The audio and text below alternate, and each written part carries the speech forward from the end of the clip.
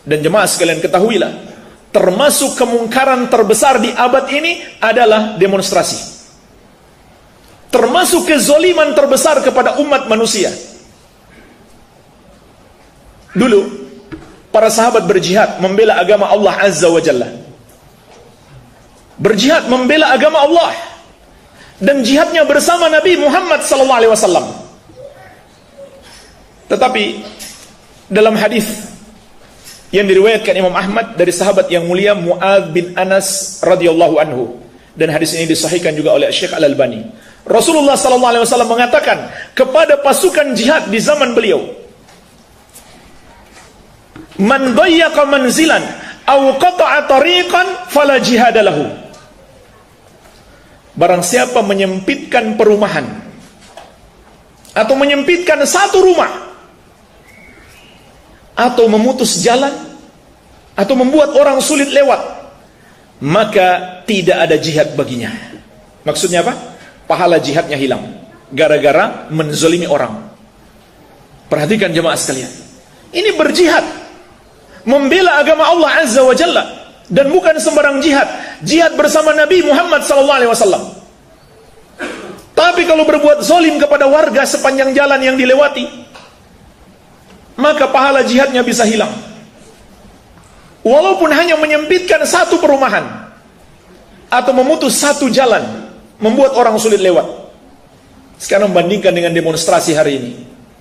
Sudah bukan jihad, tapi tasyabbuh, menyerupai orang kafir. Memangnya dari mana demonstrasi ini didapatkan? Dari orang kafir kan? Makanya di negara-negara kafir, demonstrasi itu dilindungi oleh undang-undang. Memang asalnya dari mereka. Ini tasyabbuh, menyerupai mereka. Sudah menyerupai mereka, masih menzalimi orang.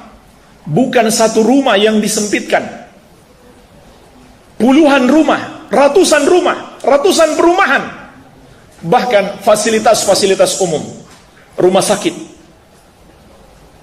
sekolah-sekolah, kantor-kantor pemerintah, pusat-pusat ekonomi masyarakat diblokir oleh mereka, dipersulit geraknya. Macet bukan hanya satu jalan, puluhan bahkan ratusan jalan. Mungkin jutaan manusia yang mereka zolimi, macet gara-gara mereka ada demo. Itu pun demonya, walaupun bukan demo anarkis, tetap saja bikin macet. Apalagi kalau demonya anarkis. Terlebih lagi jemaah sekalian, ini yang paling berbahaya dalam demonstrasi, menghilangkan nyawa seorang muslim. Sama saja, yang hilang nyawa itu sesama demonstran atau aparat keamanan, dan dia muslim. Ini dosanya sangat besar. Allah Azza wa Jalla telah memberikan peringatan keras. Wa may yaqtul mu'mina muta'ammidan fajaza'uhu jahannamu khalidan fiha wa ghadiba Allahu 'alaihi wa la'anahu wa a'adda lahu 'adzaban 'azima. Barang siapa membunuh orang mukmin dengan sengaja, membunuh seorang muslim dengan sengaja, baginya neraka jahanam. Dia akan diazab dalam waktu yang sangat lama. Allah murka kepadanya, Allah melaknatnya, dan Allah telah menyiapkan baginya azab yang besar. Jangan main-main jemaah sekalian dengan nyawa seorang muslim. Tapi kalau sudah ricuh, sudah rusuh, nyawa sudah tidak lagi berharga. Mereka tidak peduli lagi. Sama saja, apakah itu anggota masyarakat atau aparat, apabila hilang nyawanya, maka semua yang terlibat di situ, walaupun mungkin nggak langsung dia yang membunuh, tapi kita harus takut semua yang terlibat akan dimintai pertanggungjawaban oleh Allah.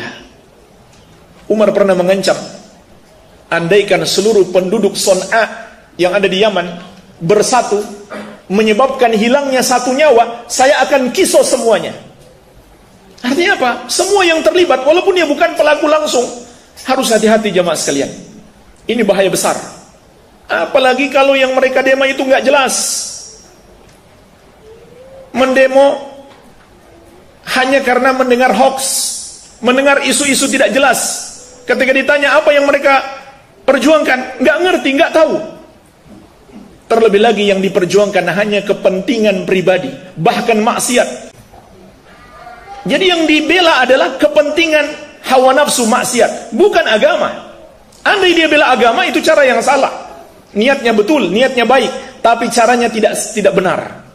Apalagi kalau hanya membela kepentingan duniawi atau bahkan hawa nafsu, maksiat. Jadi jemaah sekalian, hati-hati. Kita salah memilih guru, salah menuntut ilmu, kita diarahkan kepada perbuatan-perbuatan yang tidak benar, dan kita mengira itu baik. Kita mengira itu adalah hal yang baik, perjuangan, jihad, padahal itu adalah kemungkaran.